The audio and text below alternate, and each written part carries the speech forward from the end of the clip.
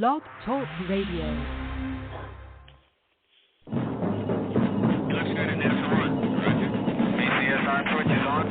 Okay, Victor. Landing rocket arm switch is on. Here comes the throttle. Circuit breakers in. We have separation. Inboard and outboards are on. We're coming forward with the side stick. Looks good. Roger. I've got a blowout. Number 3. Pitch to 0. Pitch is out. I can't hold altitude. Correction. Alpha hold is off. Trip selected. Emergency. Flight com.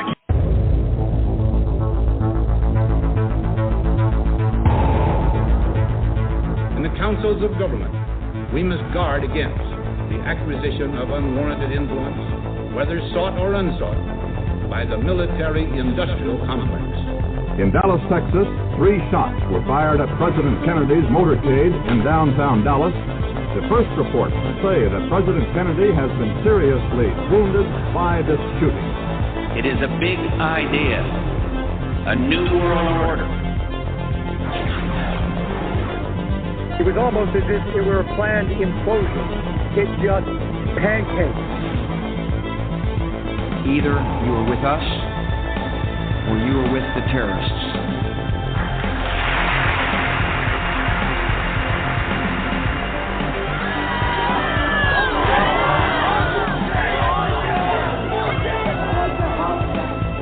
But I also believe that a lot of gun owners would agree that AK-47s belong in the hands of soldiers, not in the hands of criminals.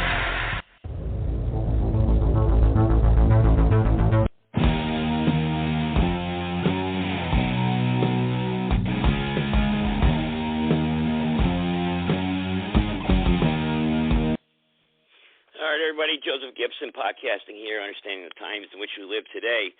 I have my grandmother listening tonight. It's been a while since she's listened to the show, so that's good that she's listening, and I appreciate that. They're up in the great state up there in the Northeast. I ain't gonna say where, but she's listening, so that's good. Somebody who actually grew up during the times in which we live in that way. I see. When was the first time, what year was it, 1945, when they first used the nitrogen bomb there, the nuclear, actually, it was nuclear.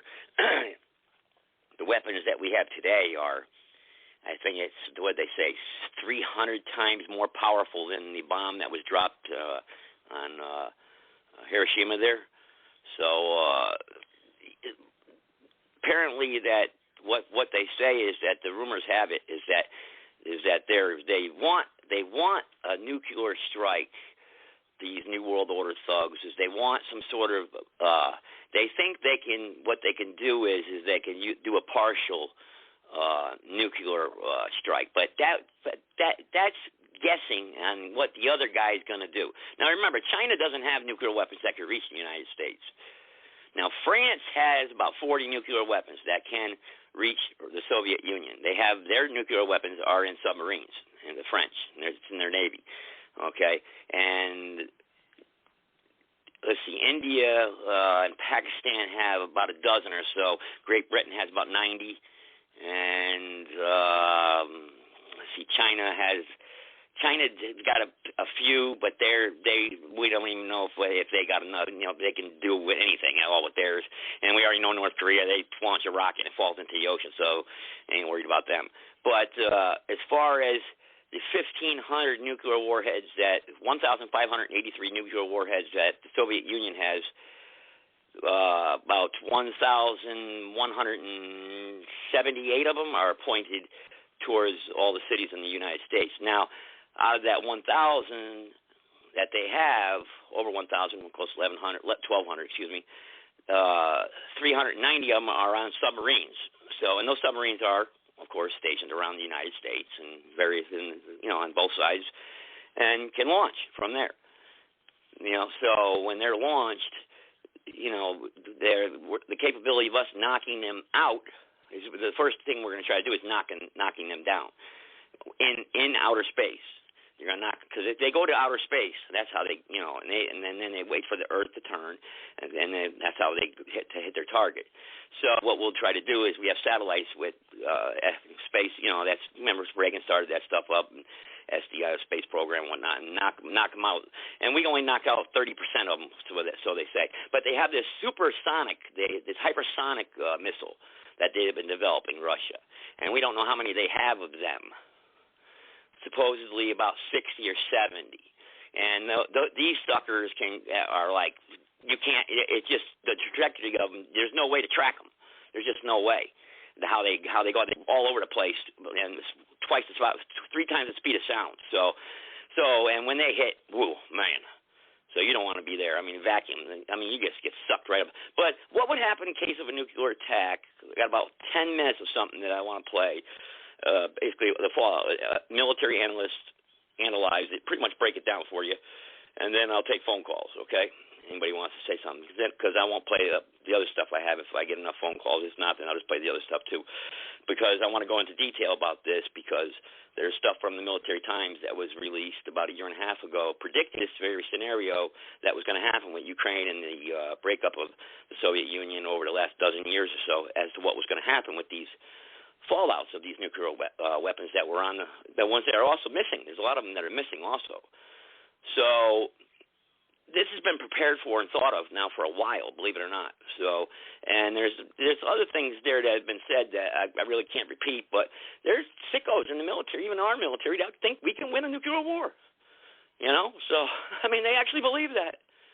You know, hey, Philadelphia gets vaporized, Washington, D.C. gets vaporized. You know, do you understand the fallout? There'll be a 14-year fallout.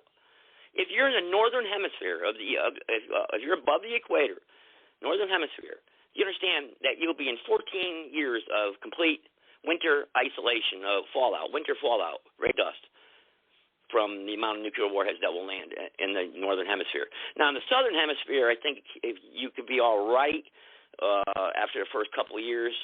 I'm not sure. I only know about the northern hemisphere because I have no way to get to the southern hemisphere that fast. They launched a nuclear war, so unless I move down there rather quickly. But so I guess below the equator, it's really weird how the Earth and it's the trajectory of the Earth and how it spins and on its axis, and how it's really amazing on how the Earth can clean itself up too. But it just takes time. But you're looking at 92% death rate across the planet. I mean, 8% of the planet. Now, these are people now that have bunkers, people that have planned for this, then you're certain selected people and whatnot. Don't forget, you got a dozen or so people in outer space. What happens to them, Well, you don't think they've already talked about this and planned for this? These people in outer space that are just sitting up there, what the hell do you think they're doing up there? Slinging orange juice around, doing what kind of freaking tests are they doing? And they've been doing a lot of space launches lately. So, but anyway, let me play this here real quick, and then I'll get to the phone boards. But nuclear war on the horizon, and what would you do? Are you prepared? And what could you do? I mean, really, would you really just want to be vaporized? I mean, or you want to suffer? I mean, I don't know. I mean, just think about it. All right, let me play. It's about 8 minutes long. 3,000 of those can be launched within 15 minutes' notice. We avoided annihilation in the Cold War, but what if an all-out nuclear war happened today? How would it escalate based on current military strategy? How many minutes would we have, and how many people would die? We'll simulate the apocalypse in today's episode. Subscribe if you haven't already. We're glad you're with us. Princeton's program on science and global security, along with Alex Wellerstein of the Stevens Institute of Technology, have created a new simulation for a plausible escalating war between the U.S. and Russia. We won't keep you in suspense any longer. Here's their 4-minute simulation.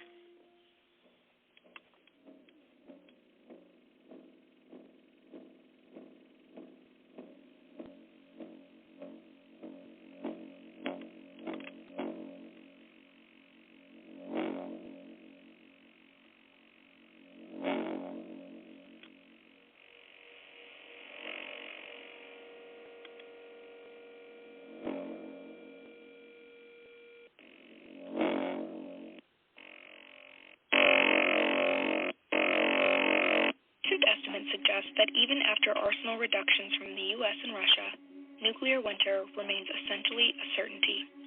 A July study from Rutgers calculated that fires from burning structures following the blast would inject 300 billion pounds of soot into the atmosphere. This would push temperatures below freezing in the summertime in the northern hemisphere reducing planting season by 90%. Global average surface temperatures would fall by 9 degrees Celsius. Rainfall would also drop meaningfully near the equator. It would take several years before surface light from the sun was even half what it was before the war, and complete recovery would take a decade. There's no cheery conclusion here. With thousands of nuclear weapons on standby, such a scenario is terrifyingly possible. And even if we avoid intentional war, there's always the chance of an accident. In 1960, U.S. early warning systems reported long-range Russian missiles were launched with 99.9% certainty. It turned out to be a false alarm from moonlight. 2 years later, U.S. missile operators in Okinawa were ordered to launch 32 warheads, but the order didn't include instructions to go from DEFCON 2 to DEFCON 1, as would ordinarily occur. The crew asked command if they should switch to DEFCON 1, and the launch order was canceled. It was a mistake on their end. In 1995, the launch of a weather rocket from Norway triggered Russian early warning radar. It had the launch characteristics of a high-altitude electromagnetic pulse weapon. Russian forces went on full alert, and President Boris Yeltsin activated his nuclear command suitcase to authorize a full retaliation. Thankfully, no more launches were detected, and the alarm was canceled at the last minute. The list goes on. There have been at least 20 false alarms over the past 50 years. The only way to ultimately reduce this risk is to ban nuclear weapons entirely. See the video description for more on efforts to do this. We could spend an entire other episode on these close calls, and probably will in the future. In the meantime, you can read more about them in the study linked below. All right, that was the quick synopsis there. I wanted to save you the launch key, when they launch it from the DEFCONs, because they have 5 DEFCONs, obviously. And right now, we're at DEFCON 3 right now. So when they go to DEFCON 1, it's launch time. So I got one more here, because that was the first one right there, and then I got this one right here. And I'm going to open up the phone lines first, though, because I don't want people waiting too long, because I saw a couple callers on there that wanted to, before the show even started, I guess they wanted to make their comments on this. But let me open up the phone lines here. We'll go back to the board here. Okay, 909, go ahead, you go first. How you doing there, Joe? This is Reverend Sherwood. I just think this guy named Biden is really almost like taking a dump on America, and we need to get that son of a bitch out of there. We need to get back some order. Hopefully Trump. There's a possibility of Trump becoming Speaker of the House. If that happens, he could do things more than would a president. That's what they say. They say if the Republicans gain control, they're going to impeach Biden, and then what happens? Yeah, okay. And then of course they're going to name Trump the Speaker of the House, and there's a lot of what ifs and a lot of time that happens between that. What's going to happen with that, and I wouldn't put too much stock into that really. But just like he was going to win the election, right? He was going to remember the lawsuits and everything. Yeah. So nothing ever happened with that one either, right? So everything was a fraud. It was a fraud election. Oh yeah, we know that. But what happened with that? It was all thrown out of court. I mean, what are you going to do? I mean, the judge had the final say. Well, there's a lot of evidence. Yeah, there was a lot of evidence, actually. I got questioned on that, actually, here in North Carolina. Somebody, one of the news reporters questioned me about that, what I thought about the election. The TV reporter here did an interview last week with me, and he's like, well, what do you think about the election? Do you think there was fraud? And I said, yeah, I think there was fraud, obviously. I said, something happened. I said, we went to bed, and Trump was winning, or he won. And then I woke up, and Trump lost. I mean, something happened here. I mean, what do you think? Yeah. So, I mean, what are you gonna do? I was going to ask you, how did your running go there at in your state? Well, we haven't had the election yet. The primary's not until May 17th. Okay. I was just wondering. Yeah. Because I haven't really listened to your show in a long time. But yeah, I was just like wondering. Yeah. So, all right. Well, I appreciate the call. Anything else you want to add here, sir? No, that was it. I'll be listening. All right. I'm going to go to this other section here about nuclear war. And you just put your hand back up. You want to jump back in? I saw Connecticut there, but they put their hand down. So Connecticut there had their hand up. Nuclear war, what would happen in case of a nuclear war? And basically, what we just played a small version of what would happen. I really want to get in depth into this because it's really interesting on how this would fall out, how we would survive, what would happen. It's very, very interesting, actually. But so let's play this one right here, and then we'll take phone calls after this, okay? Is aflame as the horrors of war explode on a scale unparalleled in history. The nuclear nightmare that has haunted man for decades has finally come true.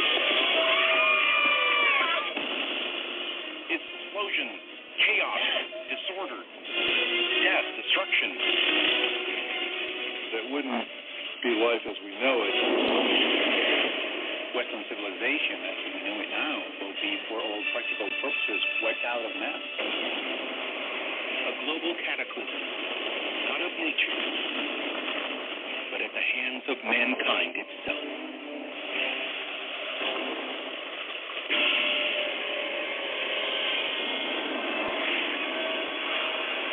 Will you be ready when doomsday strikes? Can any of us survive?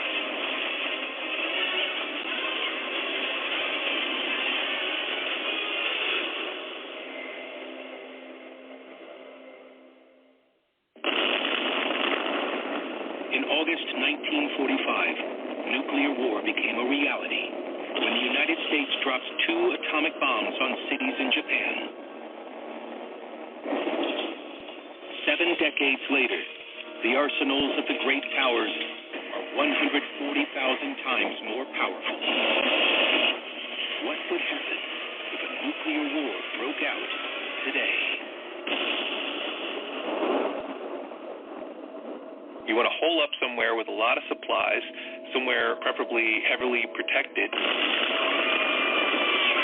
We no longer have the shelters. We don't maintain them. We stopped maintaining them decades ago. This is a long-term, horrible catastrophe.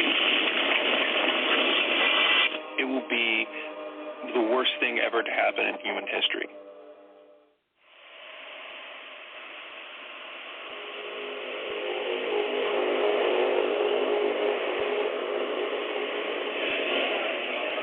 It's a typical morning in Philadelphia, Pennsylvania. Tourists crowd around the world-famous Liberty Bell. The normal citizen would not have much warning. Weighing more than 2,000 pounds, the imposing bell seems indestructible, despite its famous crack.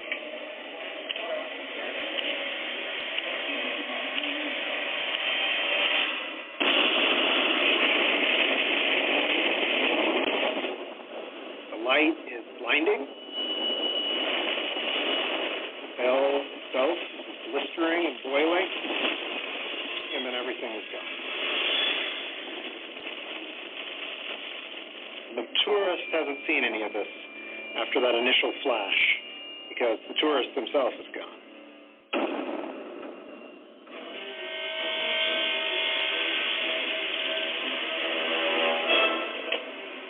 It's the moment people across the world have feared for more than 70 years. An incident between the United States and Russia has escalated, plunging the world into nuclear war. Ignition.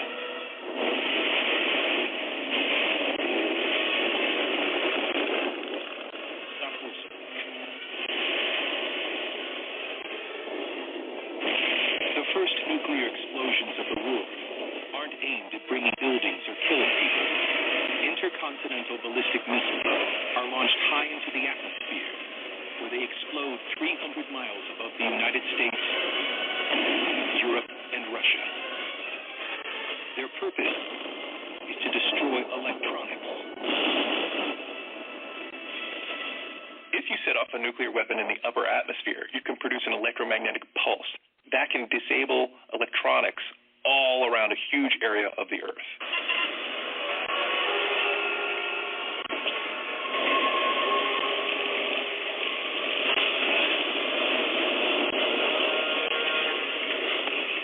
It's not easy to tell what kind of effects you'll have because it's such a large area.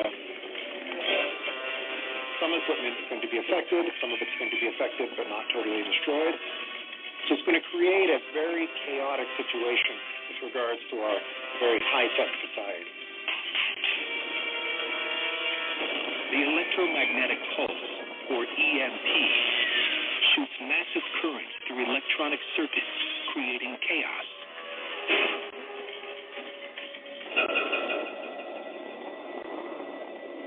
All over the Southern Hemisphere, emails and texts from the North suddenly stop. The interconnected world is beginning to unravel. In Sydney, Australia, an international banker loses connection with her colleague on Wall Street.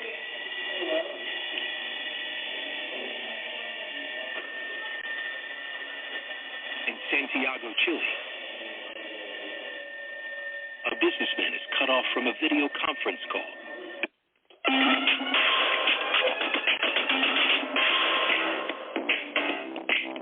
Based in Moscow.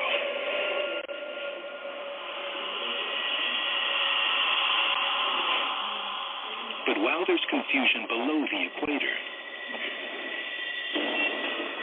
in the northern hemisphere, where the war has begun, there's widespread turmoil. On highways from the United States to Canada, and from Western Europe to Russia, traffic comes to a standstill as many electric circuits in cars are fried. The confusion is compounded because some electronic devices are disabled and some are not. Some cars just stop. This will create wholesale chaos on a major thoroughfare, and traffic will be snarled for hours, possibly even days.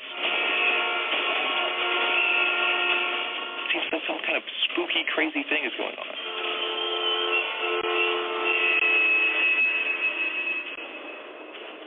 But it's not just bedlam on the highways. People everywhere in the northern hemisphere are faced with unexpected crises.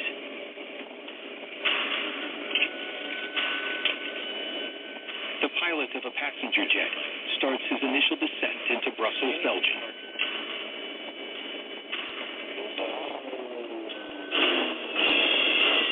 Things suddenly start to go wrong.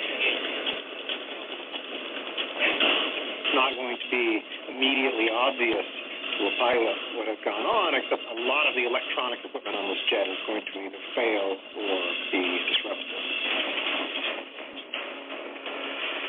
As the world headquarters for NATO, Brussels is a prime target for Russia's EMP disruption.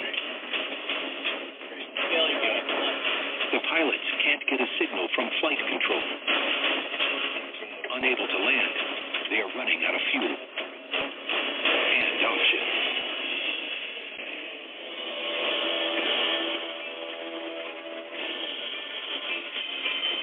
While the public at large is in a state of mass confusion, both the American and Russian armies are operating at full speed.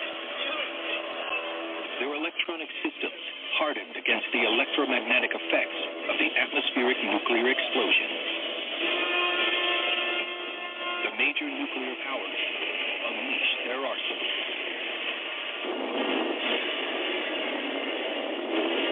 There are about 15,000 nuclear warheads in the world today. 5,000 in storage are due to be dismantled. The rest remain weapons of war. Out of the 10,000 nuclear weapons that are in the possession of the military, roughly 1,800 are on alert, ready to go on top of ballistic missiles on very short notice. The overwhelming amount of nuclear weapons on alert are U.S. and Russian. Britain and France have a few. Britain has about 40. France has about 50 that are on alert. There are no other nuclear weapon states that have nuclear weapons on alert. While all of Britain's and France's warheads are on submarines, the U.S. and Russia have missiles both on subs and on land. Land missiles are based deep in the heartland of each country. And while both sides have them in silos, only Russia deploys mobile launchers.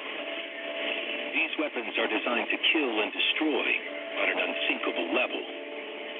If you make the rocket very large, and you can make the nuclear warheads very small, you don't have to limit yourself to just one warhead per missile. Some missiles have as many as 10 warheads, each one 50 times as powerful as the bomb that destroyed Hiroshima in 1945. In the first strike, you're going to have something in the order of 600 to 700 ballistic missiles with nuclear warheads from both countries flying against each other. A nuclear war in the modern age is going to be pretty fast. A lot of it is going to be motivated by the fact that a lot of our weapons are targeting a lot of their weapons and vice versa. So whoever strikes first gets to use their weapon. If you leave the weapon in the silo and they're allowed to hit it, then you've lost it. They call this use it or lose it.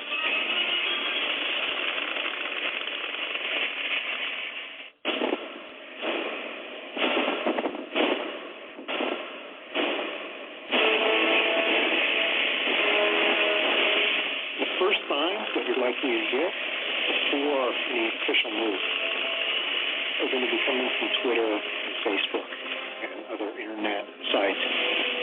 As people that are in the path of these missile silos are going to start reporting that there are a lot of rockets taking off nearby.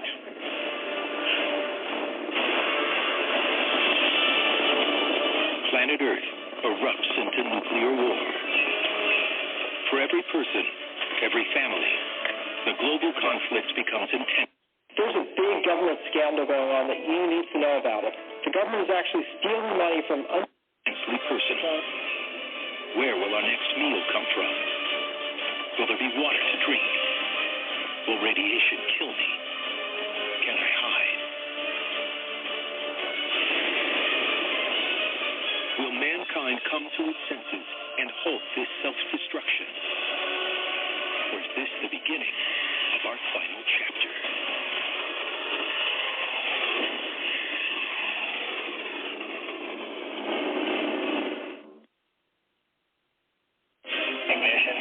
What would happen if a global nuclear war broke out?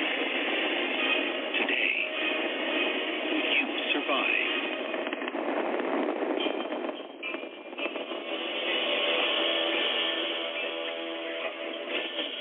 American and Russian nuclear warheads fill the skies above our planet as the unthinkable has started.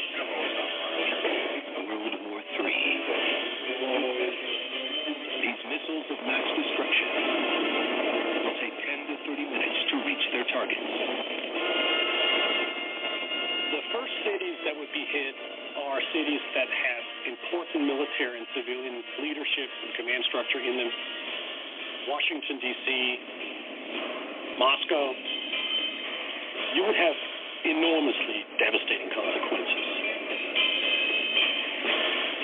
It's hard to visualize unless you've seen pictures of the destruction that happened in Hiroshima and Nagasaki, the two bombs that were dropped over Japan. And those were puny weapons compared to the large yield warheads that are on ballistic missiles. The nuclear nuclear bomb that destroyed Hiroshima in 1945 was only 3% as powerful as each of the warheads heading for Washington, D.C. And today's technology allows for exact marks to be hit. In Washington, D.C., the most likely targets to be hit very early on include the White House and the Pentagon. While nuclear bombs are often exploded in the air, the White House and Pentagon are targeted for ground bursts, detonating on the surface to destroy underground war rooms and executive shelters. If you want to do the most damage underground, you set off a ground burst. It makes a crater and destroys bunkers. The Russian missile aimed at the White House is exactly on target.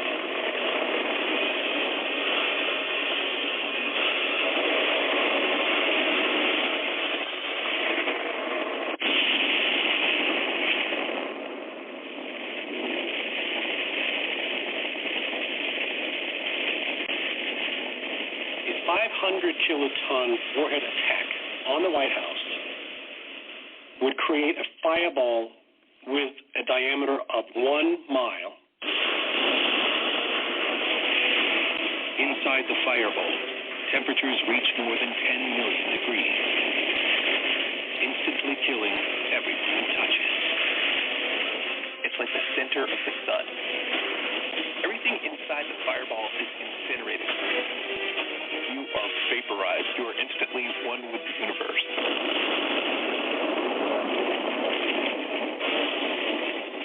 The blast pressure outside the fireball is almost as deadly. It throws things into you. It throws you into things. You can have bones break. And it could even rip the skin off your bones.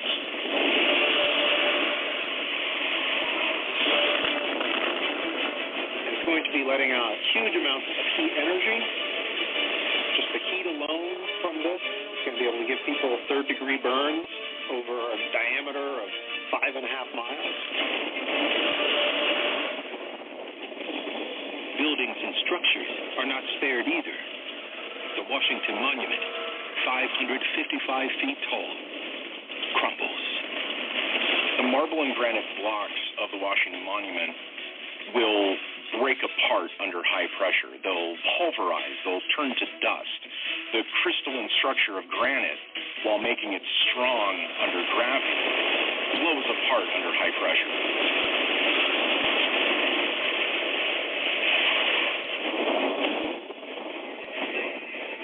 Even a dozen miles beyond the blast and the heat, the light robs eyewitnesses of their sight.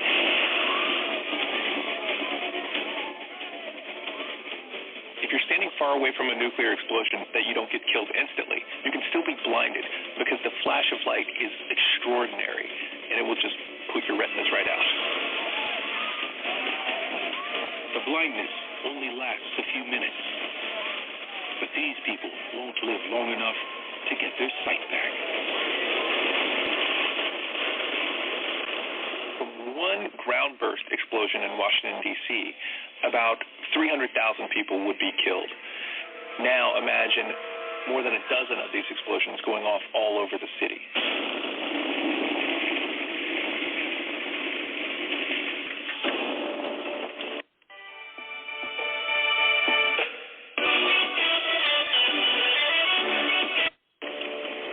At virtually the same time as Russian bombs hit Washington, the U.S., Britain, and France strike Moscow with 80 warheads.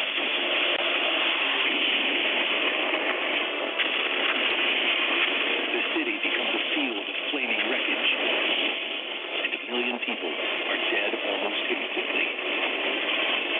It's not just boom, yay. It's boom, boom, boom, boom, cloud, cloud, explosion, chaos, disorder, death, destruction. It's a hellscape.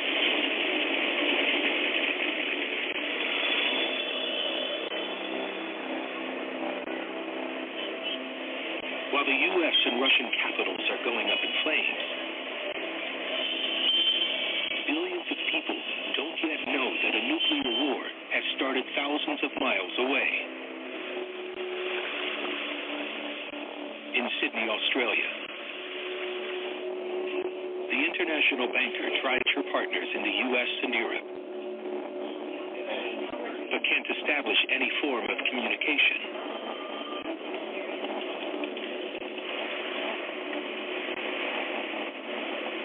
At the American Embassy in Tokyo, agents find that all lines to Washington go down at the same time.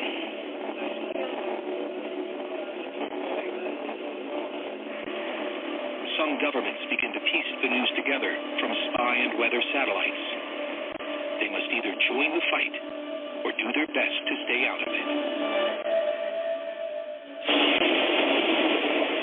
But while some nuclear powers hold their fire, the war between the U.S. and Russia rages on.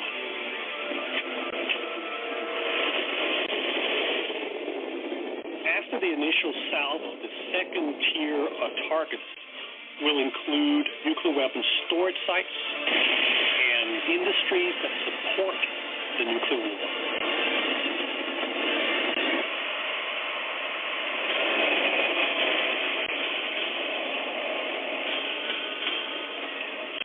Among those targets are cities like Philadelphia, where people are still unaware that a war is underway.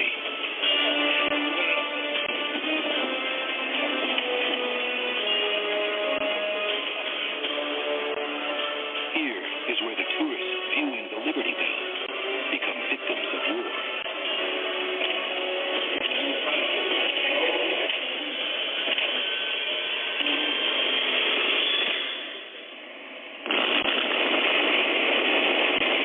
The carnage is massive, and this is just the beginning.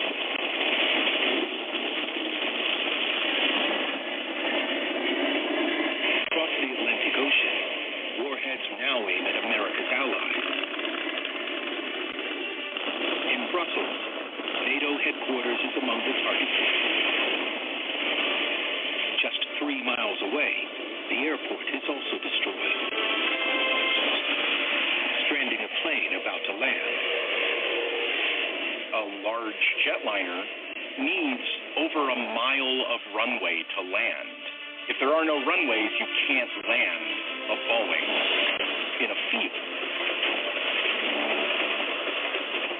You don't carry a lot of extra fuel because it's heavy.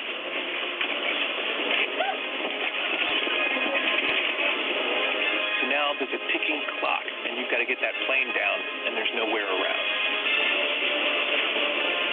At any given time, there are about 10,000 aircraft in the air around the world.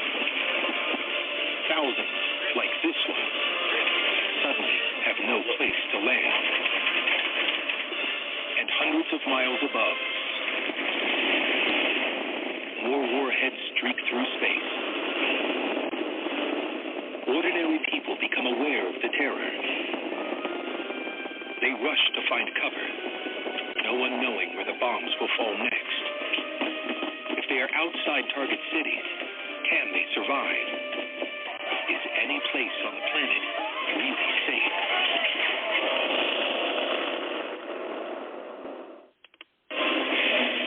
Consider the unthinkable.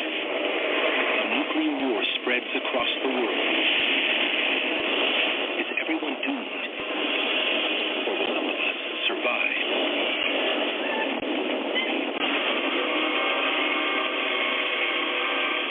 Across the U.S., Russia, and Europe, capitals, major cities, and military bases have already been destroyed.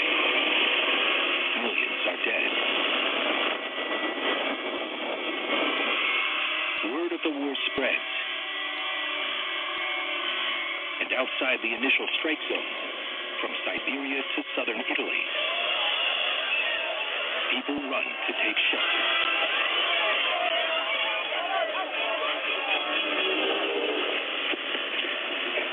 In Kansas, America's heartland, the first occupants arrive at a unique high-end survival bunker. Lavishly outfitted from the remains of a silo, that once housed an Atlas rocket, America's first intercontinental ballistic missile.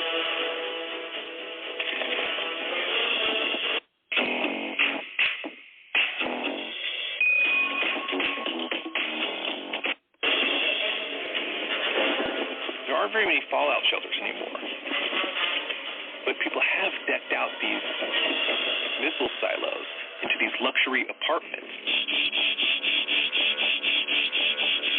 They cost more than $1 million.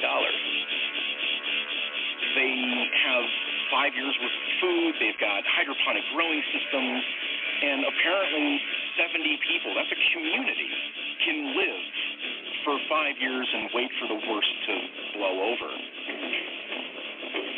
It's not impossible to imagine creating a bunker where people could live for 5 years. Would they be happy? I don't know. It depends on the people, probably, and how nice the bunker is.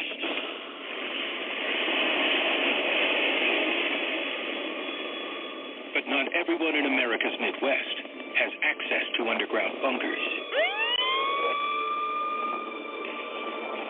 Those without are in peril.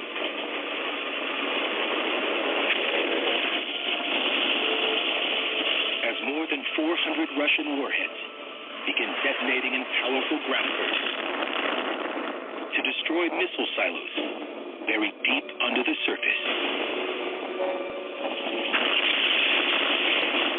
Ground bursts are the worst for nuclear fallout because you're exploding something on the ground and you're getting all this radioactive material mixed in with the dirt and it gets launched up into the air. The deadly radioactive clouds begin drifting toward population centers.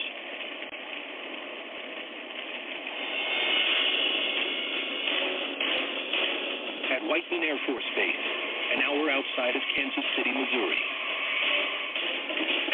the crews manning 18 V-2 stealth bombers are rushing to take off.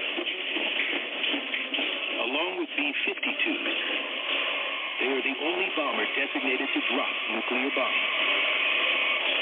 This makes them prime targets, leaving American commanders only one option. Scatter the planes dispersed into other airports around the country that are out of reach or haven't been destroyed yet. The planes are scrambling. Just as the Russian warhead hits, it's too late.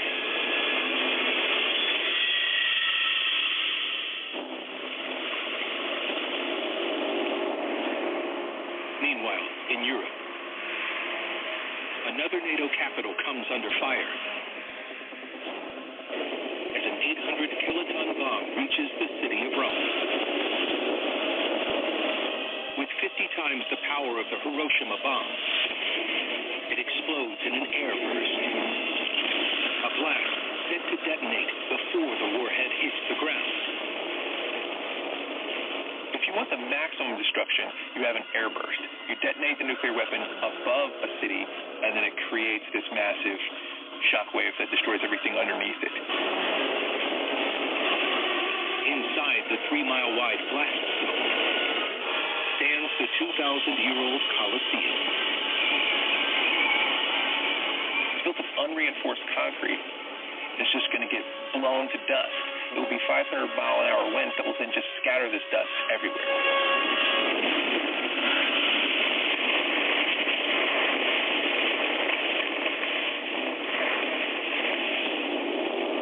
Less than 1 hour into nuclear war, it's already the deadliest day in human history. 1,000 warheads have taken 25 million lives. And worse is yet to come. The missiles now take aim at major population centers, where the only goal is to kill.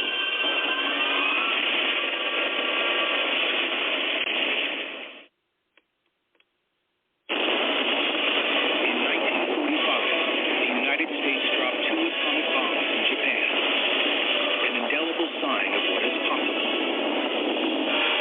What if nuclear war broke out today? Could we survive?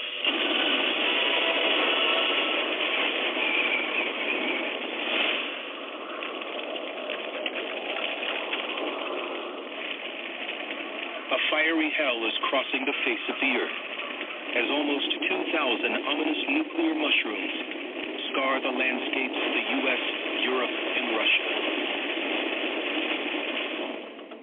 Tens of millions are dead in a lethal tide that stuns most survivors into a blinding fear. World War III has suddenly turned the great powers into wounded giants, populated by desperate refugees with no place to go.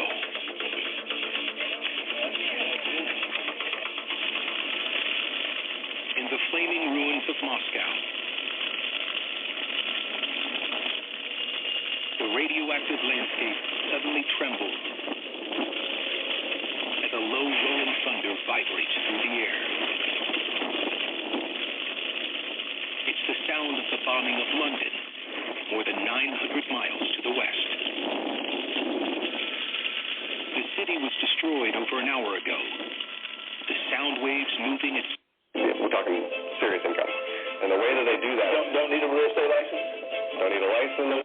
770 miles per hour are reverberating across Europe.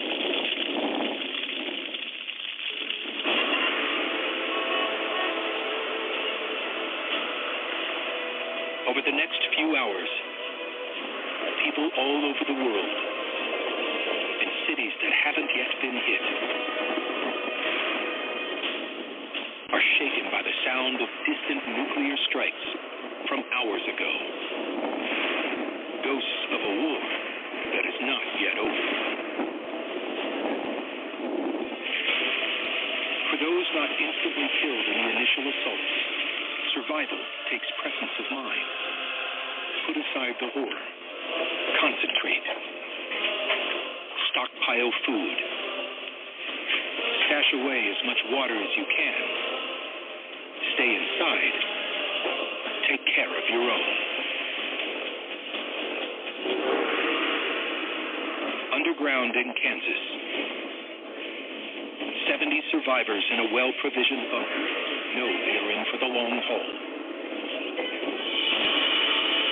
They are prepared to defend themselves from outsiders. But what if the unexpected happens? What if one of them has some sort of episode? What if they have a mental breakdown? I would really like to know how far they've thought of all of the different contingencies. Because if just one comes up that is unsolvable, you're losing those 70 people.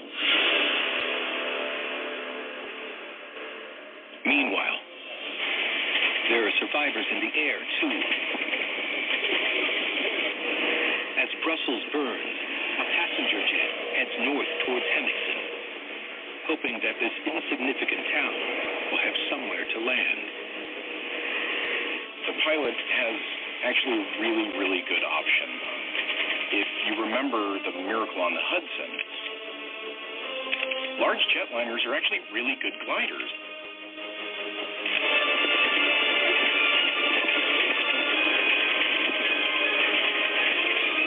The fuel tanks are empty. With no runway in sight, the pilot eases the jet down on the river shelf.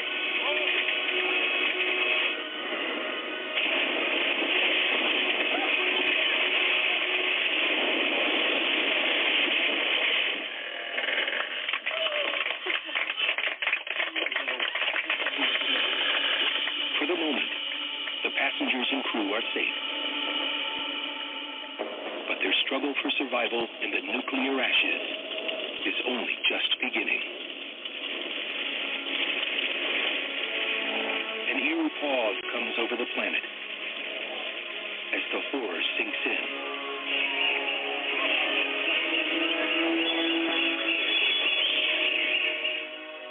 The remaining nuclear weapons, mostly on submarines and mobile launchers,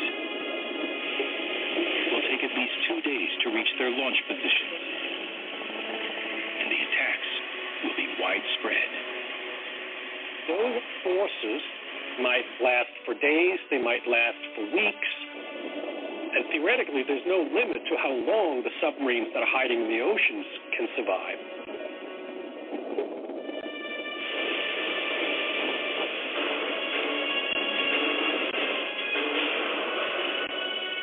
As the war expands worldwide, a Russian naval commander finds a target of opportunity in the southern Pacific.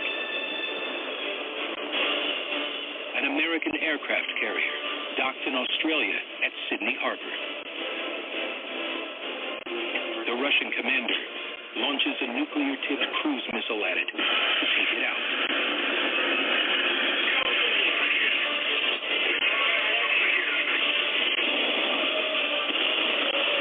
The carrier and its 6,000 crew members are instantly vaporized. And outside the weapon's half-mile fireball, the iconic Opera House becomes collateral damage. Suddenly it's lit up brightly, more bright than the middle of the day. The individual plates on the sails will peel off. The superstructure will bend. The building will get blown inward and collapse. This iconic structure will crumble under its own weight into this unfortunate, catastrophic mess.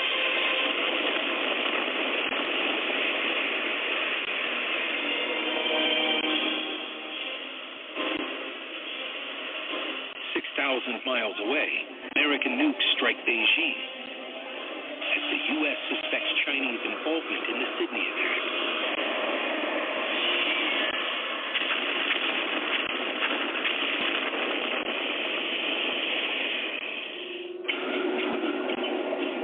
Chinese submarines retaliate with nuclear hits along America's west coast. From Seattle to San Diego.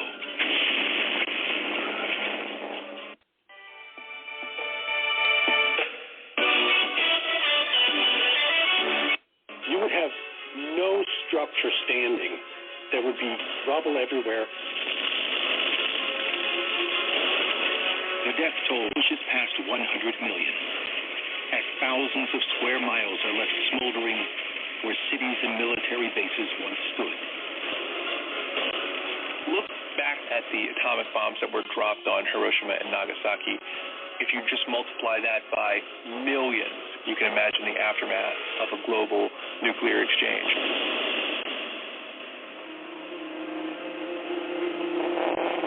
My grandfather told me about landing in Hiroshima after the bomb. He was on a medical ship. And what really struck him was the smell of char and death and destruction. He said he'd never smelled anything like it. And seeing the destruction, it shook him to his core.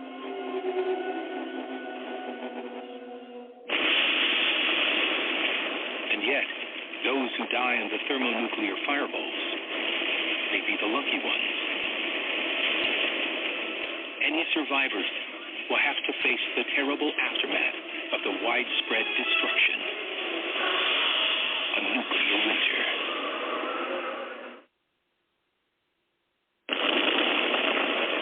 What happens to a world after the destruction of a total nuclear war? Can any of us survive?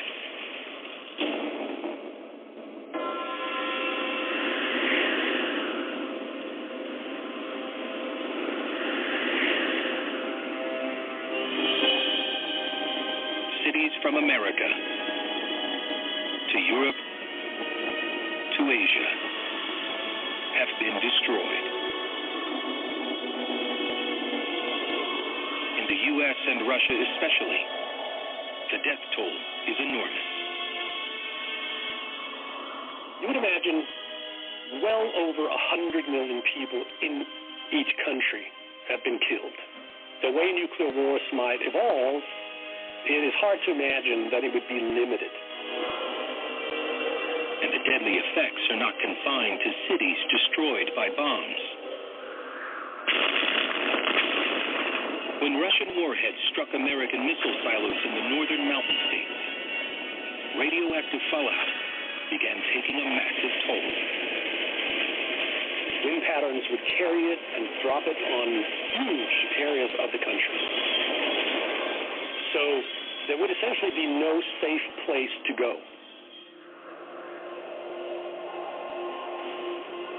Duluth, Minnesota, a small city of 86,000, was just one of many places directly in the path of the deadly clouds. And people here began to die from radiation sickness. Radiation sickness is in your organs and tissues that are necessary to keep you running, your nervous system, your blood. If they absorb enough radiation, they're going to start going offline. Suddenly, all sorts of things start to go wrong. You'll get lots of little blood spots, things that look like burns on the body, vomiting. It's this sort of poisoning of the body that happens. Your hair falls out, your body just stops functioning, and it's a slow, painful, awful death. A veil of grief for the loss of friends and family compounds the struggle survivors now face for the basics: food, water, and shelter. And residual radiation will kill for decades. To have some idea of what's going to happen in the future after these cities are ruined, think of Chernobyl. There were cities nearby that were evacuated.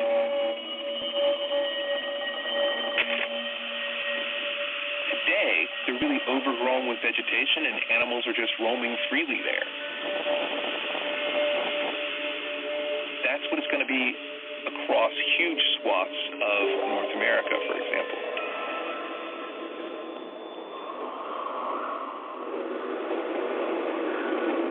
The world now settles into a deep gloom as the skies go dark. The bombs started massive fires that sent 50 million tons of soot into the air. What happens is it goes up in the atmosphere and it's quickly spread around the world by the wind. And so the result is almost no sunlight gets to the ground. The soot from the massive nuclear-fueled fires blocks so much sunlight that it plunges the world into a sudden nuclear winter. This is an ice age with fallout, with radiation. Everything is going to be damaged in some way or another. Scientists say a nuclear winter will freeze the Earth for about 2 decades. The onset of this winter is shocking. This is a long...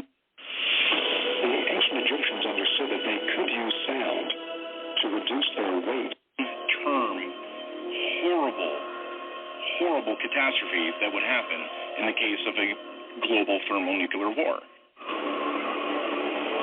The sudden cold destroys world agriculture. The war has already killed more than 200 million people. And now, far more are doomed. We're talking billions of people who will die from starvation as a result of this.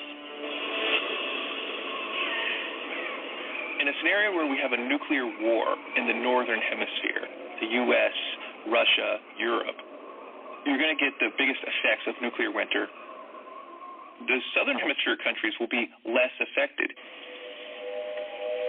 You can imagine a country like Argentina, Brazil, South Africa, where you would have a greater chance of survival after a nuclear war. Let's say humanity survives. Where do we go from there? Would we be able to keep cultures? Would we be able to keep art? Will we have learned our lesson? These are huge, huge questions that is interesting to think about, but also terrifying. Will civilization endure through a nuclear winter? Or is mankind condemned to a cold, dark death?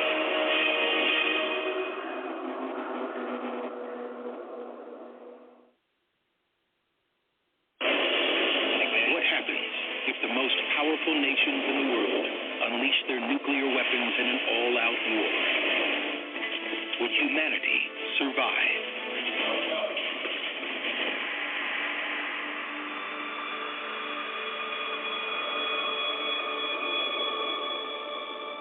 Two decades later, the fiery destruction of nuclear war has left half the planet in ruins. And nearly 90% of the world's population has died off.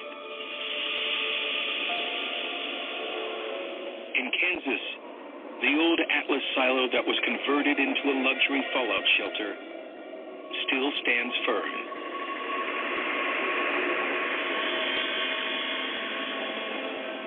But it's long been abandoned. It was stocked with 5 years' worth of food, and 70 people survived inside for a time. Could you make a bunker to ride out a nuclear attack? Sure. Just make the assumption that nobody is going to come help you for a very long time, if ever. Can you do that? Sure. Can you do that for the whole country? No.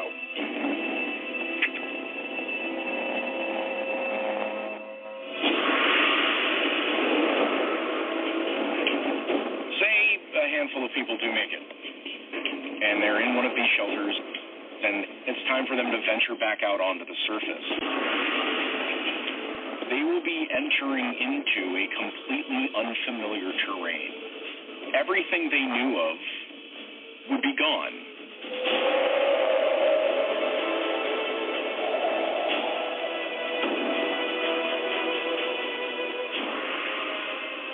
The Earth eventually begins to fall from its nuclear winter. The winds break up the global cloud cover, letting sunlight back in, and the planet slowly warms. With the passage of time, the world's decimated population grows, slowly.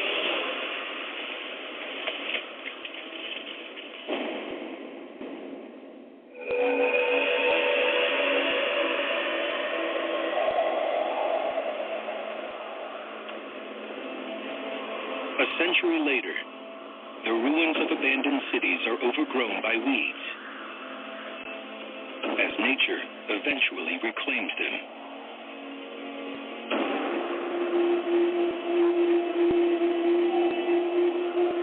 There is little rebuilding in the northern hemisphere, where the destruction was the greatest. Now, the real interesting question is what will happen with the rest of the world? Will maybe, perhaps, Brazil rise to power, or South Africa, or even Australia? But a rise to power will be a slow process. A city like Rio de Janeiro may not have been physically destroyed, but so many died from starvation that few people remain to pick up where civilization left off.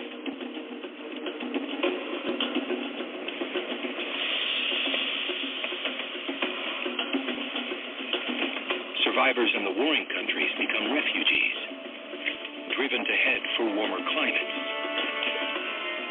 People will migrate.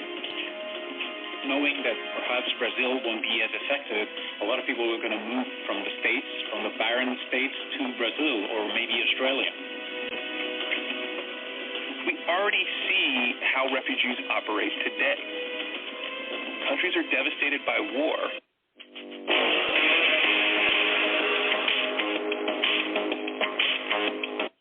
And people have to leave with nothing but the shirts on their back. So they walk huge distances, or they get on a boat and risk their life trying to cross a sea that is very treacherous. But when you have nothing left to lose, you might as well risk it all. For 5,000 years, Empires rose and fell. Only ruins remain of the Maya, ancient Egypt, Greece, and Rome. But while these civilizations vanished, mankind did not. Nobody really knows how many people could survive a nuclear winter. But I'm a little bit of an optimist. I think humans are incredibly crafty, and we've come a long way since our cave-dwelling ancestors. We're really smart. We've got a lot of this knowledge written down. The scientific method allows us to quickly pick up from where we left off. We now know how to make progress much faster. We know how not to fool ourselves. Will enough people survive? We're guessing that between 1,000 and 10,000 humans would have enough of a variety that we could kickstart the human race again. If we were able to, hold on and survive, you could have a birth of a new superculture, which would be really cool.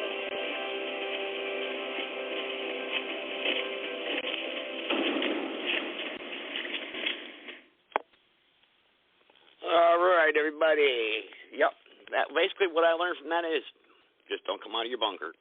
Just stay in there for the rest of your life. That's all. Because they said 100 years later, well, you're not going to live to 100 years, so, you're not going to live to be 100. What am I going to live to be 145? So, no. But so I'll just stay in my bunker for the next, 30 to 40 years. So get to your bunkers because with Biden in charge, you idiots elected him. So this is what you're going to get. Understand the times in which you live today. 657-383-0616. Anybody want to comment on that? Anybody lasted through that there? Or are you crying? Because I remember in the 1980s there. I remember when the nuclear talks there. I remember they used to have drills in my school in case there was a nuclear war. Where we would go. Where would they bring the students? And they bring us into this back room of the school, and it's like this room that was the most enclosed room and everything. We used to have actual drills and shelters. I mean, for this, I remember when I was in 6th grade. I remember that they stopped that I think after about 8th or 9th grade. But I remember when I was 6th grade, 5th grade, I remember they used to have drills about this nuclear war stuff. So, are schools today having these drills? I wonder. So anybody here want to talk here? Anybody want to press number 1 here, 657-383-0616. You want to talk here about nuclear fallout? What would you do in case of a nuclear war? Would you survive? You got yourself a bunker? You ready? Let's see here. Oh, I think we got a hand up here maybe. Let's see here. Is this Connecticut here? What do you think there, 203? Yeah, you there?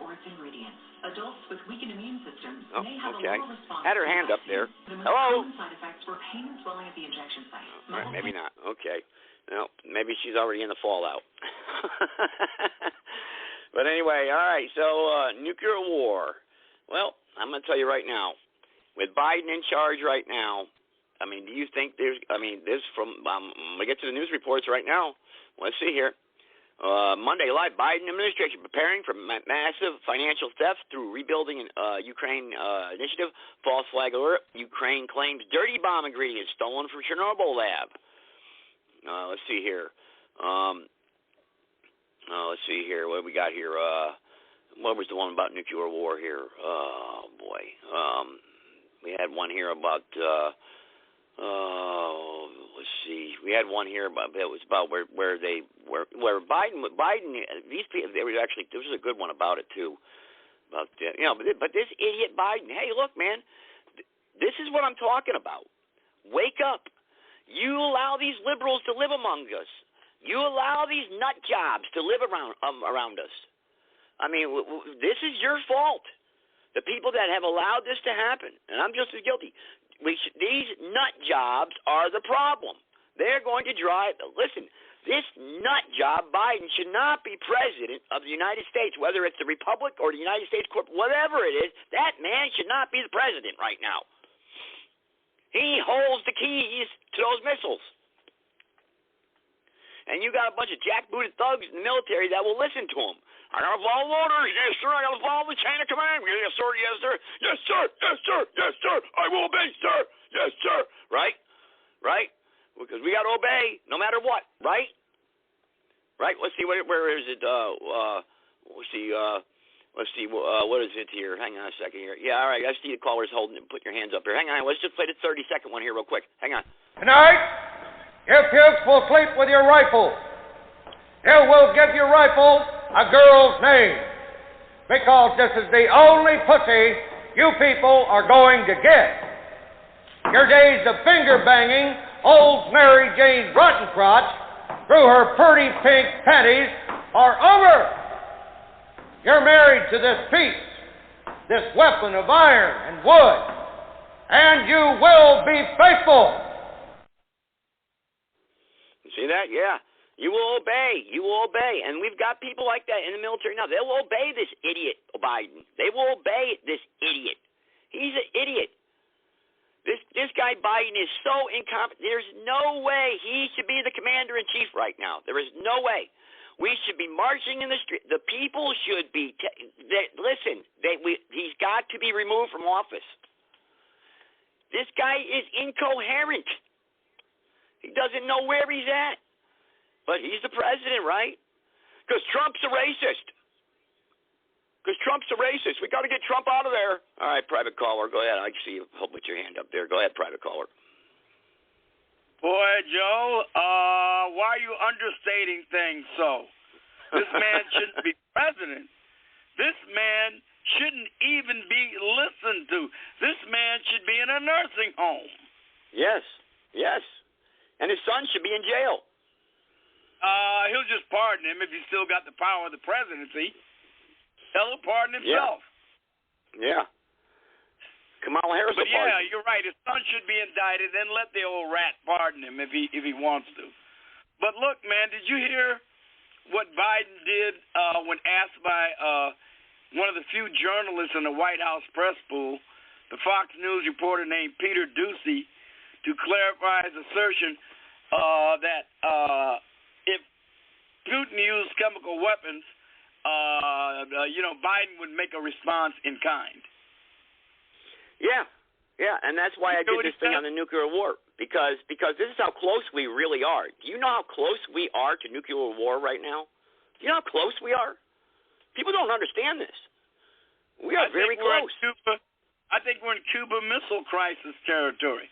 Yes. Maybe not quite that bad, but we're getting there. Yeah. Yes, it's heating up to there. It's getting there because this president doesn't know how to negotiate. This president doesn't have no foreign policy. This president can't communicate. He doesn't know how to lay down the law. Listen, Putin would have never done this if Trump was president. Never. He would have never done this. Never. I know, but think about it for a minute. If you continually ramp up the notion that Vladimir Putin is a war criminal, and you say it over and over and over again ad nauseum, even if he is, who's going to negotiate with a war criminal? Think about it for a minute. Let's put it this way, Sarge. Let's put it this way. If we obey the Constitution, okay, first of all, friends with all, alliances with none. Look, whatever happens in Ukraine, listen, okay, we could send CIA, we could do it underhandedly, but we should not be involved at all with Ukraine. He has not attacked any NATO countries. Ukraine is not a NATO country. Listen, Ukraine is committing war crimes against Russian soldiers. You know that, right? They're committing war crimes. I've seen the report. Yeah. But I expect that anyway. I mean, both sides always do it. Always happens. Yes, of course. But that's why it's not our war. It's not our war. Stay out of it. Yeah, look, I agree with you, but here's the problem, Joe. I agree with you. It's not our war. We shouldn't be there. I might go along with maybe arming the Ukrainians, even though it's not essential for me. It's not a hill I want to die on. But here's the thing. This stupid fool and all these other morons in the Western Alliance have said that they want to negotiate this. That's the problem. I mean, it's like they're schizophrenic or something. Now, how do you negotiate with a person who you say is an unmitigated war criminal? I mean, it seems to me like you saying right there, he can't be negotiated with because his war criminal status negates his being negotiated with. Isn't that what they said about Himmler and Goering when they started to put out peace killers in 1945? Yep. Yeah. I mean, this is crazy. I mean, these people don't realize what they just sit up there and bluster and pump themselves up and act like they're statesmen, and they're just a bunch of simple-minded, vacuous morons. I've never seen anything like it. First of all, we have our own problems. In any of them. We have our own problems over here. We're not even securing our own borders. We should be worried about our own affairs, making a military stronger, securing our country, doing what we need to do for our people, not worrying about anything else. We have, and look, listen. What happened let's go back to the 1970s. What happened when Russia went into Afghanistan? What happened? The same thing happened, right? Basically. But we had a different type of foreign policy and different types of people in charge back then, and we didn't have a news media like we do today, right? So they didn't escalate it. I mean, you were around back then. How was it back then? Oh yeah, no. Look, the criticism of Ronald Reagan was pretty strong. Same thing with Margaret Thatcher and Pope John Paul II. The difference is they had enough acumen and sound advisors around them to pull it off. Joe Biden is literally inhabited by his whole inner circle is infested with globalists and morons.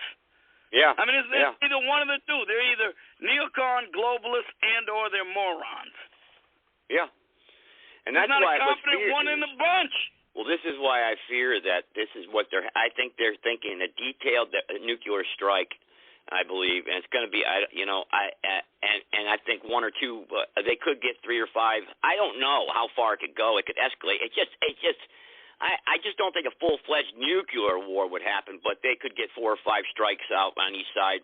I don't know, because the technology that's out there is not disclosed to the average person. Not even military people can't even leak it, really, because we have technology that can knock a lot of their stuff out. But the thing of it is that who wants to take that chance? I mean, with the power, and they've got these submarines. They got submarines. It's crazy. I know. I don't. I mean, when he talked about he's got to trigger a response in kind if Putin uses chemical weapons. Well, the United States has long ago renounced the use of chemical weapons. We said we don't have any more chemical weapons in our nuclear arsenal. The only thing we're doing now is defense against chemical weapons. Now, I don't know if you believe that or not. Hell, I don't know if I believe that or not. But that's what our official policy is. We don't have it. So then what are we going to respond in kind with if we renounce the use of chemical weapons? Strategic bombing? Tactical nukes? I mean, what is the response in kind? But that's what he said. Nukes. He's going to trigger a response in kind. Yep. I mean, these people are unself-aware. They're stupid. They're profoundly stupid. They have no grasp of historical reasoning or whatever. They don't even really know much about Putin. As much as they talk about him, they don't even know much about the guy's genuine history and what his thought processes are and the way he operates. They don't know much of anything except how to make a buck off their positions of authority. That's the only thing they know. Yeah. Because people just don't understand. They're just foolish idiots. I mean, I go back to this special report article here where a lot of people forget about it. General Flynn, Putin is derailing the New World Order. You go back, you go get into reports like that, and I believe that. And the thing of it is that which I don't stick up for Putin. I don't like the Russian thing either. I don't like it. But at the same time, it's just.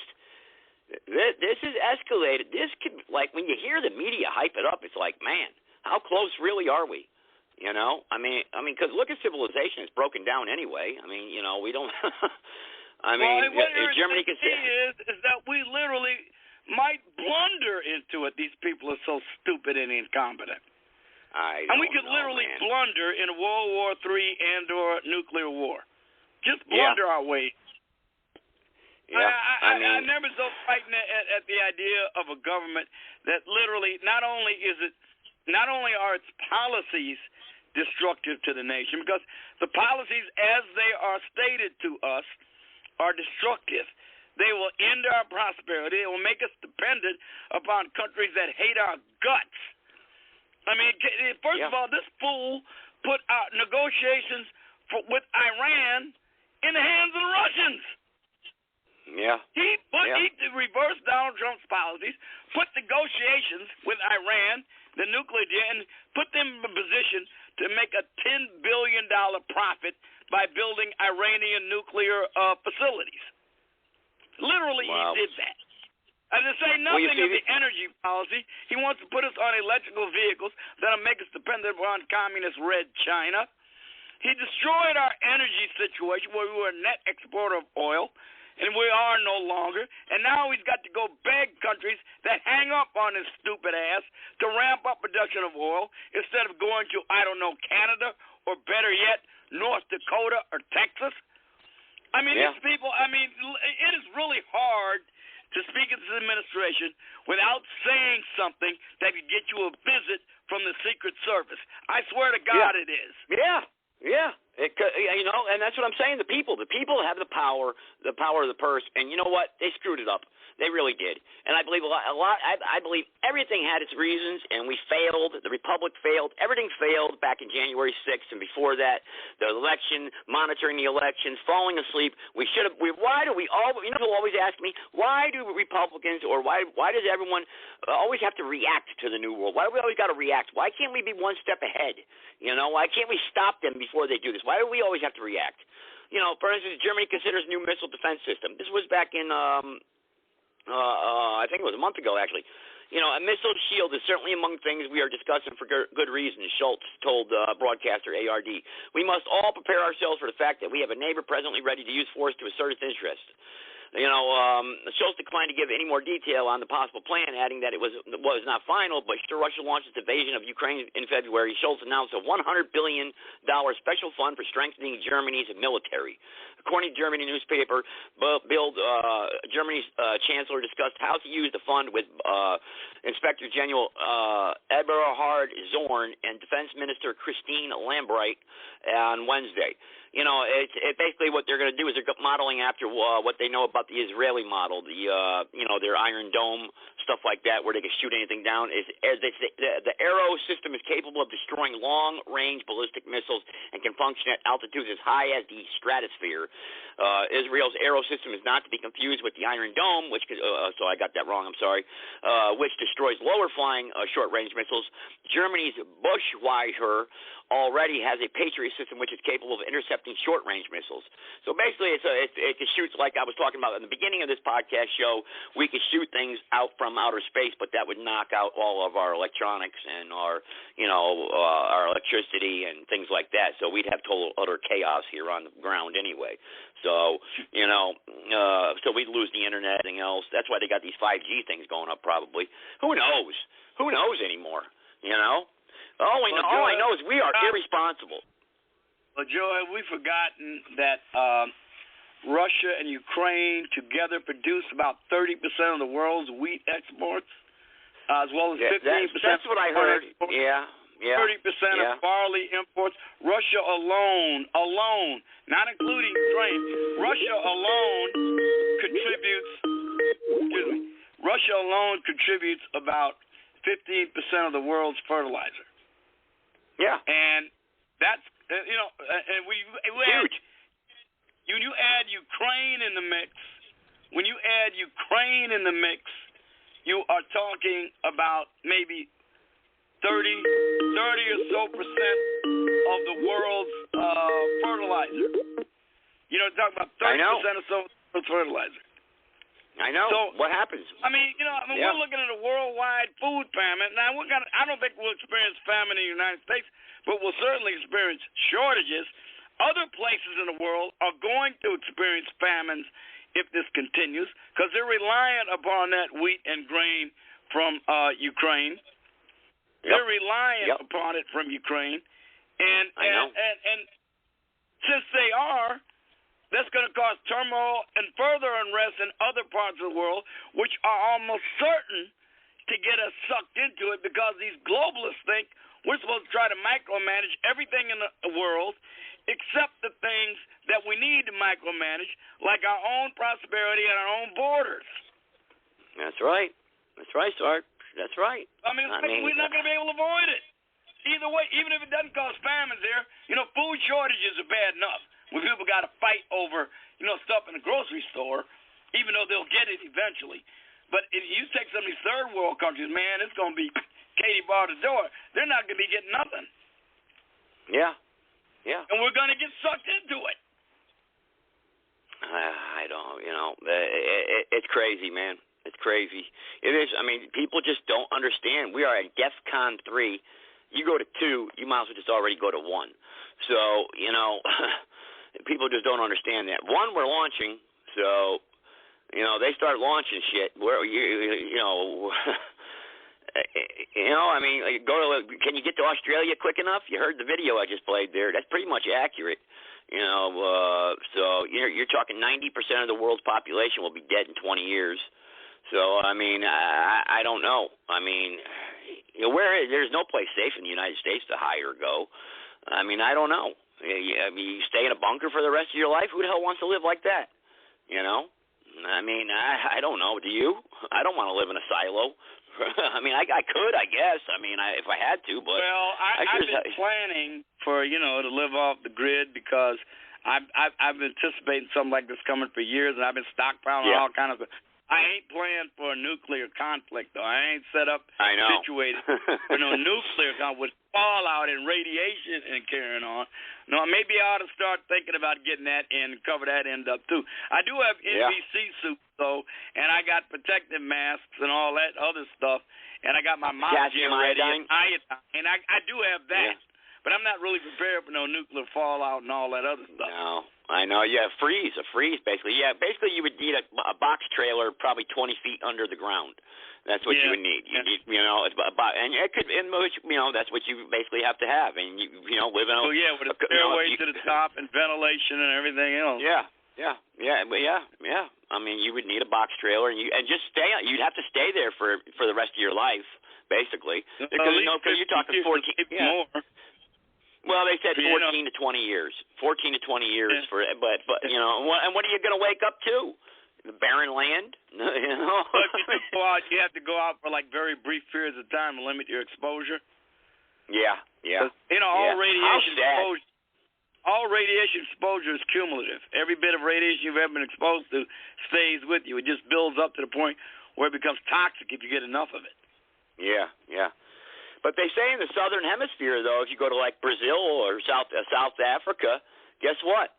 You're okay down there, supposedly. So it's conflict. Well, they say you're okay. What was that novel On the Beach dealt with exactly that? Yeah, I don't know. I'm not sure. Nell Shoot, or I forget the author's name. It was a hit. They made a movie out of it. When it was a nuclear war and the sailors on a nuclear submarine were below the southern hemisphere, somewhere around Australia or New Zealand, and they weren't as affected by it down there. And that dealt with exactly the scenario you're talking about now. Yeah. On the Beach, the name of the movie and the book. The movie starred Gregory Peck. Wow. That's amazing, But then that's if everybody stops fighting with each other too, People can go mad, The submarines, you still have, launch capabilities. The sub's still under the ocean. Who knows? They can come up from above and say, "The hell with it, kill everybody." Well, that was the reason why, because the sub was under the water, and then they went to the southern hemisphere because that's what their orders were. That was their operational zone, and they were discovered they were free from much of the effects that hit the northern hemisphere. Yeah. So, and it deals with how they cope with it after that. It's called On the Beach. Pretty good movie. Yeah. Well, you have the people at the South Pole, too. You got the people on the South Pole, and then don't forget the people up in the space station. What about them? Huh? Well, they're going to be. I would say that they're going to be pretty immune from it. But you have to attain escape velocity for that. So. Yeah. Yeah, but so, that's sad. I'm how? But let's ask this honest question. we know Biden is nuts, so we can't trust him. We know that. Do you think Putin would really launch a strike? Would he really use nuclear weapons? Would he over Ukraine? Nah, I don't think he would, but I think anything's possible.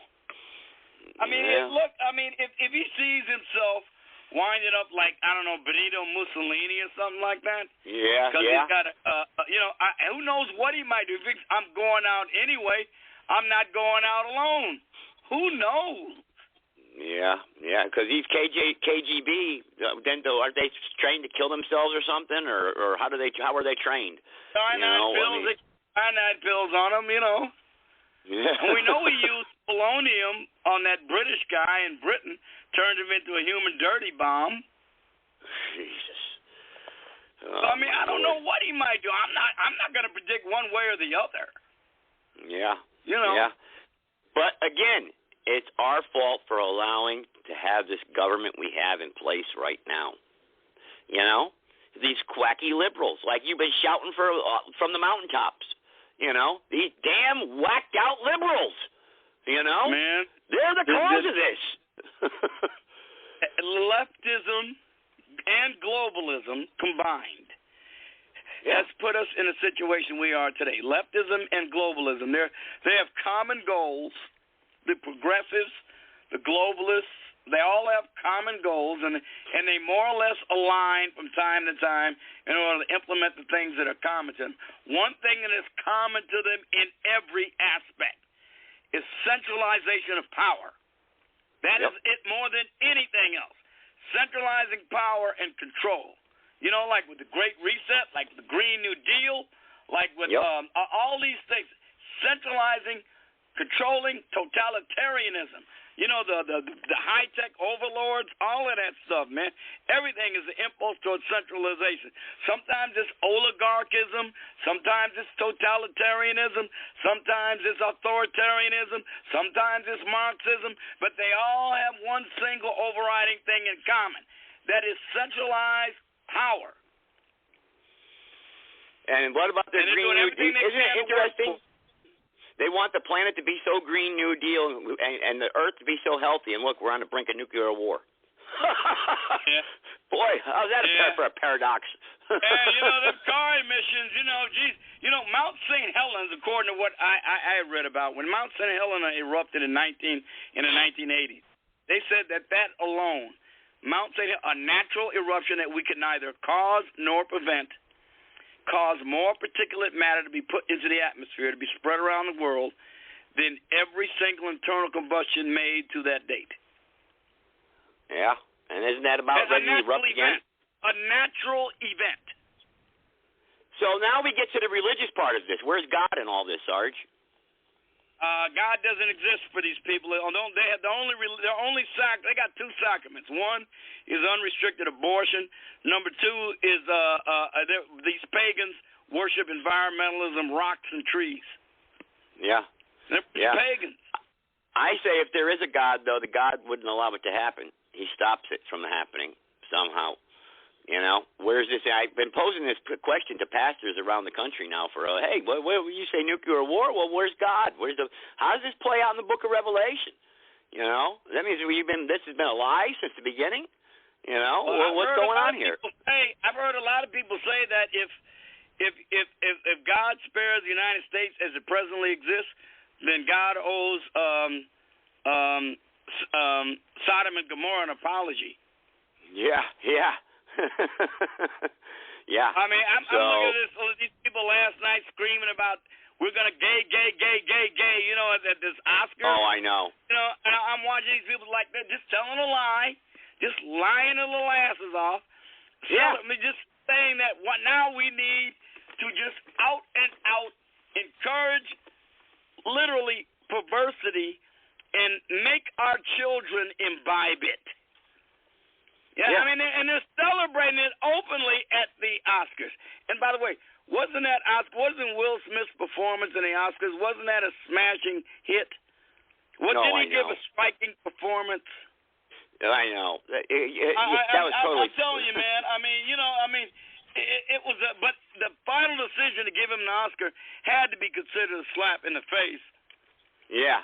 But look, man, I'm gonna tell you, this gives Chris Rock a chance to give a great follow-up video, and that follow-up video ought to be to the one he did about the police, and ought to entitle it "How Not to Get Your Ass Kicked by Will Smith." I'm looking forward to it. Actually, that should be interesting. Yeah, me too, man. I can't wait to see how that's going to come out. I'm telling you, man. I mean, this world is going lunatic more by the day. The decadence is just overflowing its banks. It makes you wonder, huh? Maybe the people that just die, maybe they got the easy way out. I mean, you just finally go to, who the heck maybe sometimes you don't want to live through all this crap, But I know I'm doing my part. I'm going to try getting in public office. Yeah, well, I always knew I wasn't going to get out of this life alive, but I'm going to go down fighting no matter what. That's right. That's right. Man, That's right. I have no desire to yield anything that I'm not forced to yield to these horrifically horrid people. That's what we got to close it out with, Sarge. Man up. Let's go. That's what we got to close it out with. Go ahead. I'm going to give you the closing thoughts here. Man up and tell these people just the way it's going to be. We're not going down without a fight. No, that's just it. We might lose because, you might let me. When you get in a war, ain't no guarantee you're going to win. But that's right. If you're going to be in the war, you might as well go all out, man. If they ain't taking no prisoners, then you got to go down fighting. You can at least take some of them with you. Yeah. If they ain't taking prisoners and they're going to commit atrocities, that's what's so stupid about killing prisoners. If you want to avoid casualties and get the enemy to surrender, you don't go around committing war crimes. You know what I mean? No. Because what's the point of surrendering? You're going to get murdered and tortured anyway. You might as well go down fighting. Yeah, that's so stupid that the Ukrainians are doing that, torturing the Russians. I mean, that's so stupid because if they're surrendering, that's so stupid, to torture the prisoners because they're not going to surrender. They know what's going to happen to them when they surrender. Why surrender? Yeah. If I can get killed anyway, at least I can take some of you with me. And at least I can go down and maybe leave a legend as my legacy. Before I give you a closing thought, let's 47 seconds. This is what I always play with Ronald Reagan here, 47, this one right here, because listen, these were the words of wisdom of yesterday. We don't have them today, but this is the words of wisdom of yesterday. Let me make this an absolute fact. The goal is world peace. That must be our prime responsibility. We are the leader of the free world, whether we want to be or not. And therefore, we are the only ones that can preserve the peace. And to do that, we must have strength. Meeting this mission is responsibility for preserving the peace, which I believe is a responsibility peculiar to our country, that we cannot shirk our responsibility as a leader of the free world because we're the only one that can do it. How about that, huh? Don't have that leadership today. That's for sure. Sarge, go ahead, give me some closing thoughts here. By the way, have you heard that you got some idiot judge in California issued a ruling to release certain documents that Donald Trump was claiming executive privilege for on the basis that it is more likely than not that he did something criminal with regard to January 6th, which I've never heard of a ruling like that from a judge before. I never heard of a ruling talk about something. Yeah. What did he do that was criminal? What did he do? I don't know. Now I'm almost kind of thinking, I almost hope that they do try to indict him criminally for January 6th, because I tell you what, that means he gets a chance to show the fraud in the election. Because as president, if he was aware of fraud that changed the outcome of an election, he had a constitutional duty to do something about it. That's right, he did. So I almost if they're going to indict, let him indict him. Yeah. And let him bring his defense. My defense is I discovered fraud that changed the outcome of the election, and I had a duty to do what I could to prevent it from happening. Yeah. And well, they probably could, but he was told not to. He was probably told not to, Sarge, because for the safety and security and well-being of the country because of January 6th. He went along with it when John Kennedy stole the election from him, or rather Democrats working for John Kennedy stole the election from him. Richard Nixon decided to say, well, I'm not going to put the nation through all that because he knew that's what it would have done. And you got to remember, too, the Democrats weren't as lunatic then as they are now. That's true. I mean, they were always, leftist and always kind of union, kind of leftish. But they weren't insane. They're insane now.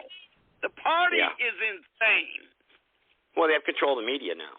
The media. And I mean, the media is, and academia.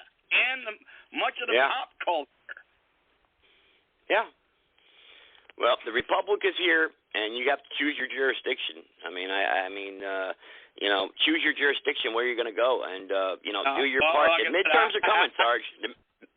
As far as I'm concerned, a lot of these Republicans are assistant Democrats. I don't have much confidence in them, but I'm just telling you, the home for this poison, the ideological home, is not in the Republican Party. Yeah, we've got assistant Democrats that go along with them and enable them. But if you were to leave it to the Republicans, would much of this poison have a home in the Republican Party? No, it wouldn't. Look at the people who are on the outside. Do you think Liz Cheney, Adam Kissinger, or Mitt Romney have any significant influence in the Republican Party as it exists today? No, they don't. Do they have a home in the Democratic Party? Yes, they do. Yeah. Remember, Trump was a Democrat too at one time. Remember that? I don't blame you for finding fault with Republicans.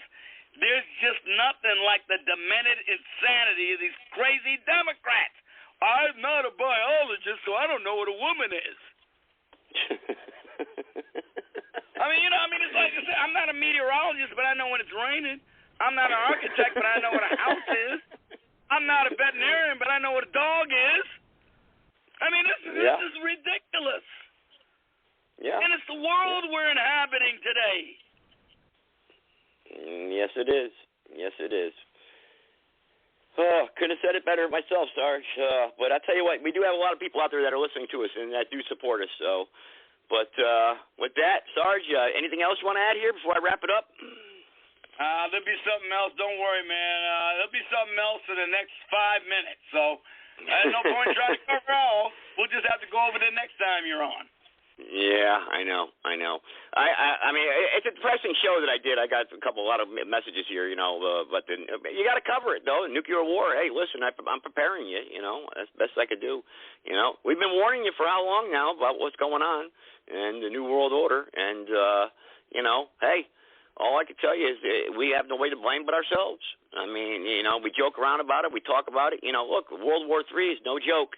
And let's just hope that doesn't happen. And, let's hope the Bible is right. Hey, God does intervene and stop everything. And, who knows? We're raptured out of here. I mean, it's a feel-good story, but, let's hope that is the truth, that that does happen. So, with that said, Sarge, thanks for joining me. I appreciate it. I guess I'll wrap it up here with, Alex Jones taking us out here and a couple minutes here. And, hey, resist the New World Order the best you can, and let's stop these Democrats. Stop them. You see a Democrat out there, hey, what did they tell the Trump? What did they tell about the Trump supporters? Get in their face. Get in their face. Stop them, right? Well, that's what we need to do. Do the same damn thing. Get in their face. Stop them. Shut them up. Enough.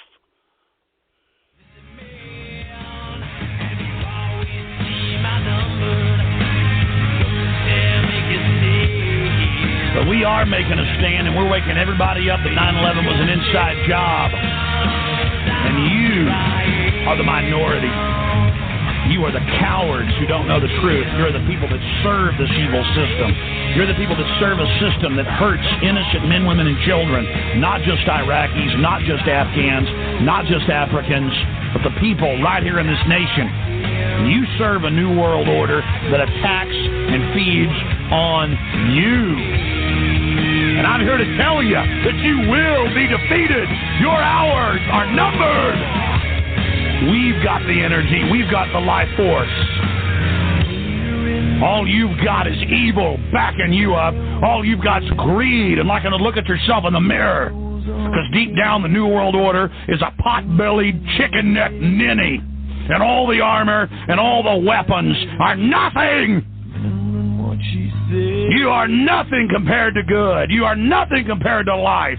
And you will be defeated.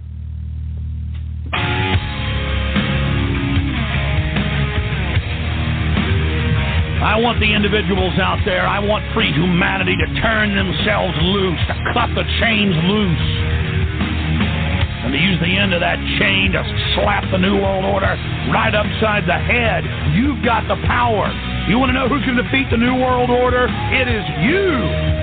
You're the individuals that are going to be able to defeat this system.